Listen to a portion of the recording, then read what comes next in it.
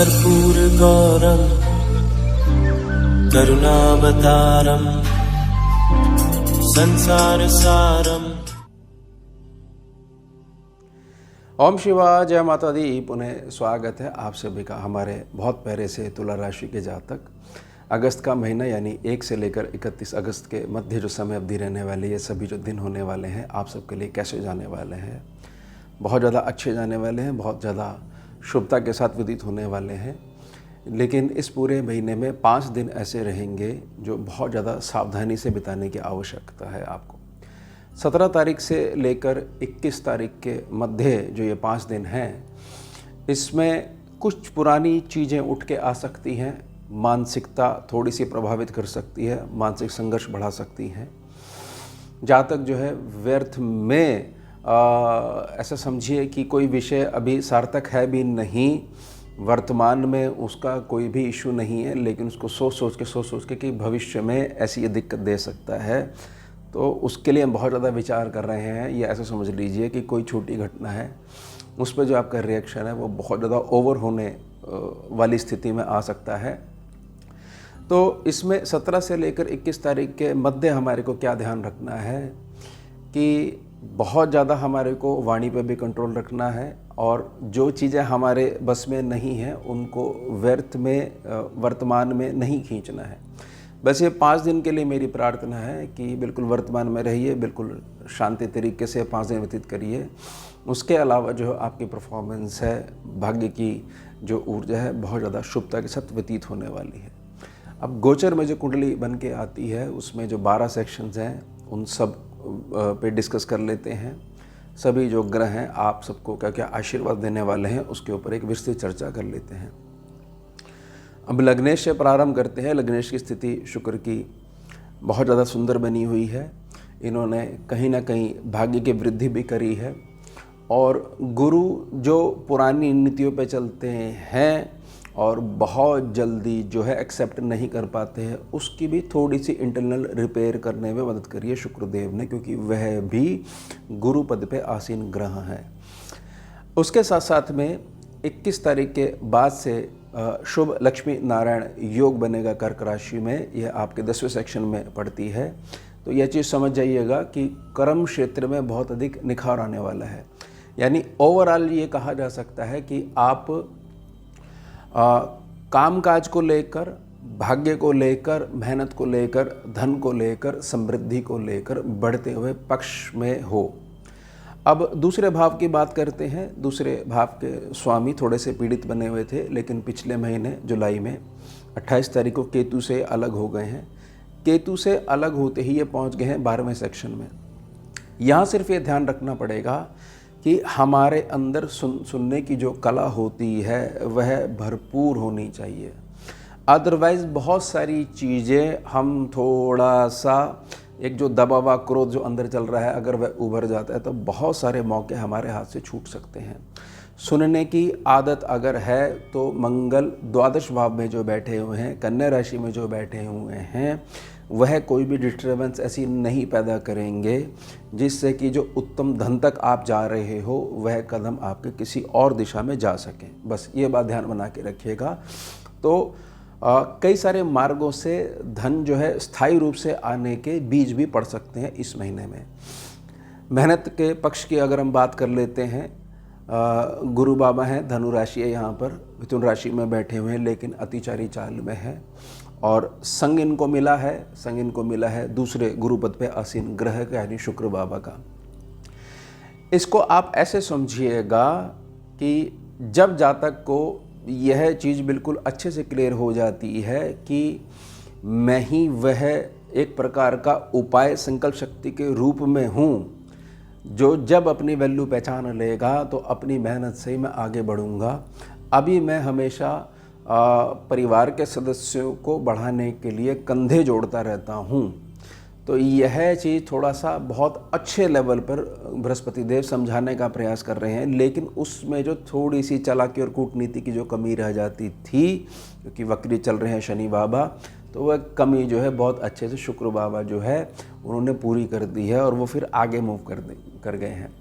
और आगे मूव करते ही जैसे बुध के साथ गए हैं तो ये चीज़ समझ लीजिएगा कि अब जिस प्रकार के जिस क्षेत्र में यात्रा करोगे, मेहनत करोगे, वहाँ पर केवल और केवल सफलता देखने को मिलेगी और भाग्य में वृद्धि देखने को मिलेगी। सुख स्थान की बात कर लेते हैं, शुभ पंचम त्रिकोण भाव की बात कर लेते हैं। दोनों शनि के पास हैं और शनि बाबा 6वें सेक्शन में वक्री होकर मीन राशि में बैठे हुए हैं।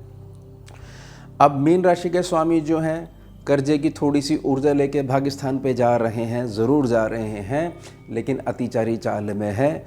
बहुत सारी चीज़ों की तरफ वह केवल ध्यान दिलवाना चाहते हैं कि देखो इसमें केवल और केवल तुम्हारा जो एक्सपीरियंस है इसको मजबूती करने के लिए ही ग्रहों के द्वारा स्थिति रची गई है।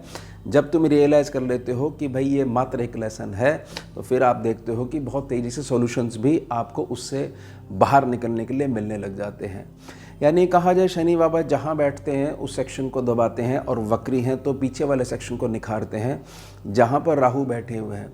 संतान पक्ष की तरफ से उनकी संगत को लेकर, उनके पढ़ाई को लेकर, उनके कैरियर को लेकर बहुत सारी चीज़ें ऐसी हो चुकी हैं जिसकी वजह से अभी भी थोड़ा सा आपको ये बना हुआ है डाउट कि भाई आगे चल के क्या होगा। अभी भी स्थिति बहुत ज़्यादा मजबूत नहीं हुई है, या कुछ ऐसी चीज़ संतान पक्ष की तरफ से आ चुकी है जहाँ पर कुल की मान मर्यादा पे जो है आपको ऐसा लग रहा है कुछ ठेस पहुँच सकती है।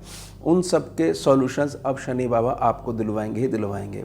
साथ ही याद रखिएगा कि इससे जो शुभ लक्ष्मी नारायण योग बनेगा वह घर के ऊपर भी शुभता लेकर आएगा, घर के सभी मेंबर्स को सद्बुद्धि भी देगा और उनके भाग्य निर्माण में वृद्धि भी करेगा। ये बात ध्यान बना के रखिएगा।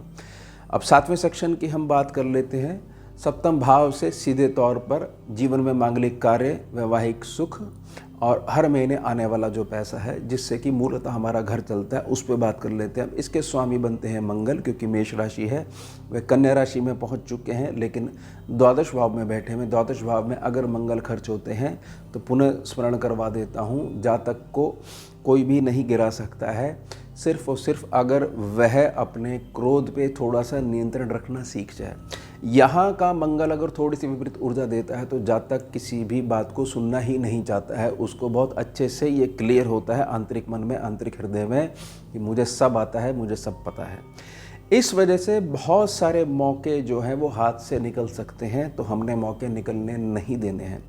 साथ ही साथ मांगलिक कार्य के हेतु के लिए कि मंगलदेव ये इशारा कर रहे हैं कि सप्तम भाव का स्वामी जब द्वादश में गया है तो थोड़ा सा अब आपको प्रयास जो है मांगलिक कार्यों के लिए, विवाह इत्यादि के लिए थोड़ा सा जो आपकी लोकेलिटी है उससे थोड़ा सा आपको दक्षिण दिशा की तरफ या थोड़ा सा और अधिक दूरी पे आपको जाना चाहिए। वहाँ पर आपको सफलता मिलने वाली है। जो बहुत सारी प्लानिंग करके बैठे हुए हो वह तो पूरी होगी, लेकिन थोड़ा सा दूरी पर जाकर। अब थोड़ा सा लॉन्गेविटी की भविष्य में क्या चीज़ होने वाली है और कुछ ऐसी परेशानियां जो धन संबंधी दिक्कत दे सकती है उसके बारे में चर्चा कर लेते हैं। यहाँ वृषभ राशि है अष्टम भाव में। अब इसके स्वामी भाग्य पे बैठे हुए हैं और उसके पश्चात 21 अगस्त को जो है ये आगे मूव कर जाएंगे। यह चीज़ समझ लीजिएगा कि आने वाले समय में 4 चांद लगने वाले हैं आपके कर्म क्षेत्र के ऊपर। न केवल कर्म क्षेत्र में बढ़ोतरी होगी, आपके निजी जीवन में भौतिक सुखों में भी बढ़ोतरी होने वाली है। अब यहाँ पर प्रश्न जो उठता है चंद्रमा को लेकर, यानी कि मूल धन को लेकर, नकद धन को लेकर, जब सुविधाएं बढ़नी अटल हैं तो धन के माध्यम से ही वह सुविधाएं आएंगी। यानी कि किसी न किसी रूप में चंद्रमा जो है आपको इस पूरे महीने जो है बहुत शुभता वाला आशीर्वाद देता ही रहेगा। भाग्य स्थान की बात करें, भाग्य स्थान पे एक थोड़ा सा ध्यान रखने योग्य बात है कि इस समय अतिचारी चाल होने के कारण से बृहस्पति जहाँ पर बैठे हुए हैं वहाँ पर उस सेक्शन को बहुत ज़्यादा दबा नहीं पाएंगे, क्योंकि मूवमेंट बहुत तेज है, फास्ट फॉरवर्ड मूवमेंट है। लेकिन आपको बहुत सारे मार्ग जरूर देने वाले हैं जिससे भाग्य की मजबूती होने वाली है। कहने का तात्पर्य यह है कि यहाँ यह थोड़ी सी प्रार्थना रहेगी कि जो भी उत्तम धन कमाए तो उससे भूखे को भोजन और प्यासे को पानी जरूर करवाएं, जिससे कि पुष्टता बरकरार रहे। नवम सेक्शन के बृहस्पति के पास 10वां सेक्शन कर्क राशि, बुध शुक्र की जोड़ी है, शुभ लक्ष्मी नारायण योग। 21 तारीख के बाद से एक नई ऊंचाइयों को आपका कर्म क्षेत्र छूने वाला है। लाभ स्थान पे 17 अगस्त को सूर्य पहुंचेंगे अपनी राशि में कर्क राशि से निकलकर। अब केतु वहां पहले से बैठे हुए हैं, तो अब प्रश्न ये उठता है कि क्या 17 तारीख के बाद से जो ग्रहण दोष की जो परिभाषा है वह लागू हो जाएगी? नहीं, उस तरीके से लागू नहीं होगी। कारण समझिए, क्योंकि सूर्य की ये अपना घर है, अपनी राशि है और ये लाभ स्थान है, सर्वलाभ सेक्शन की मर्यादा है। कोई भी ग्रह जातक के साथ खिलवाड़ नहीं कर सकता है। केतु की जो थोड़ी सी बदमाशियां हैं कि व्यर्थ में जो है हमारा काम रुक जाता है, रोक टोक लग जाती है, एक षड्यंत्र के तहत जो है हमारी प्रोग्रेस को नीचे करा जाता है। वह बदमाशियों पे रोक लगाने के लिए सूर्यदेव पहुंच रहे हैं अपने घर पे रिपोर्ट लेने के लिए। और सूर्यदेव अगर थोड़े बहुत वीक पड़ते हैं तो याद रखिएगा, क्योंकि उनको जो गुरु शिष्य परंपरा जो योग बनता है स्कैनिंग विद्या में, तो उसमें मंगलदेव पुनः जो मदद करने के लिए आएंगे। केतु के चंगल से पूर्णतः मुक्त हो चुके हैं। याद बना के रखिएगा, इस बात को बहुत अच्छे समझ के रखिएगा कि अभी भी केतु का संबंध 11वें भाव से है। भले ही सूर्य वहाँ पहुँच गए हैं तो थोड़ा सा जो बहुत ज़्यादा मीठा बोलकर आपके कामों को रुकवाते हैं और जिनको आप अपना मान के बैठे हो, उनसे सतर्कता अभी भी बनाकर रखनी चाहिए आपको। थोड़ा समय वैसा ज़रूर आपके पक्ष में हुआ है, लेकिन थोड़ी सावधानी ज़रूर बना के रखनी चाहिए। अब बुध के ऊपर एक चर्चा ये कर लेते हैं, क्योंकि जुलाई के महीने में 18 तारीख के बाद से अस्त प्रभाव से मुक्त हो गए, वक्री प्रभाव से मुक्त हो गए, अच्छी जगह बैठे हुए हैं। मित्र शुक्र भी साथ में बैठे हुए हैं, लेकिन ये द्वादश भाव के बुध कर्क राशि में बैठे हुए हैं। इस बात को थोड़ा सा अच्छे समझिएगा। कोई भी चीज़ जो जब हम बात करते हैं कि हम जो है आगे बढ़ रहे हैं, तो वहाँ पर उस सेक्शन की वृद्धि के लिए हमारा धन अवश्य खर्च होता है। तो इसको ऐसा मत मानिएगा कि भाई जो हम जो है धन को रोक नहीं पा रहे, तो हम कैसे ये माने कि समय अच्छा आ गया। धन को रोकने की तो प्रकृति जो है, ये समझ लीजिए कि लक्ष्मी जी के पूर्णता विरोध है। वे तो घूमती हुई अच्छी लगती हैं, तो सर्कल लगातार घूमता रहेगा। ऐसा नहीं मान के बैठिएगा कि भाई बड़ी मुश्किल से यहाँ पर पहुँचे हैं, अब जो है जितना ज़्यादा पैसा हम इकट्ठा कर सकते हैं, रोक सकते हैं। नहीं, आप जहाँ पर इन्वेस्टमेंट करेंगे, इन्वेस्टमेंट फिर वो जो है आपको और अधिक धन देने की प्रक्रिया में आगे बढ़ाना शुरू कर देगी। अब 17 से 21 तारीख के लिए पुनः स्मरण करवा रहा हूँ कि बिल्कुल शांति से आपने ये 5 दिन निकालने हैं। केवल ये ध्यान रखना है कि मुझे मेरा कार्य निकलवाना आता है, मुझे व्यर्थ में किसी के तीसरे के झगड़े में नहीं पड़ना है, मेरे पास अपने ही कार्य से फुर्सत नहीं है। तो मेरा जो एक पैटर्न बना हुआ है शांति वाला, शांति से प्रोग्रेस वाला, वह नहीं बिगड़ने मैंने स्वयं में देना है। तो ये हो गया हमारा तुम विषय। मिलते हैं आपसे अगले भाग में नए विषय के साथ। जुड़िए और जोड़िए। ओम शिवा, जय माता। भुजगेन्द्रहारं कर्पूरगौरं करुणावतारं